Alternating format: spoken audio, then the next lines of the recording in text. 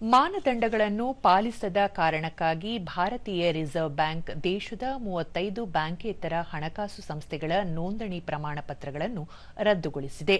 ಕಂಪನಿಗಳು ಆರ್ಬಿಐ ವಿಧಿಸಿರುವ ಕಟ್ಟುನಿಟ್ಟಾದ ನಿಯಮಾವಳಿಗಳನ್ನು ಮತ್ತು ಅಗತ್ಯತೆಗಳನ್ನು ಪೂರೈಸುವಲ್ಲಿ ವಿಫಲವಾಗಿವೆ.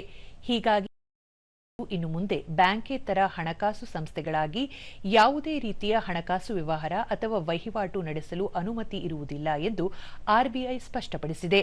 ಹಣಕಾಸು ವಹಿವಾಟು ನಡೆಸುವಾಗ ಸಾರ್ವಜನಿಕರು ಜಾಗರೂಕರಾಗಿರಬೇಕು ಎಂದು ಆರ್ಬಿಐ ಸಲಹೆ ನೀಡಿದೆ.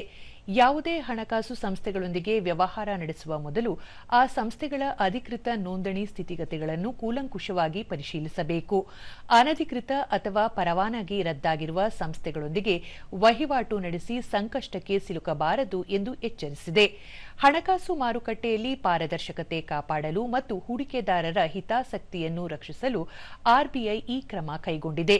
ಇಂತಹ ಸಂಸ್ಥೆಗಳ ಪಟ್ಟಿಯನ್ನು ಆರ್ಬಿಐನ ಅಧಿಕೃತ ಜಾಲತಾಣದಲ್ಲಿ ಪರಿಶೀಲಿಸಬಹುದಾಗಿದೆ.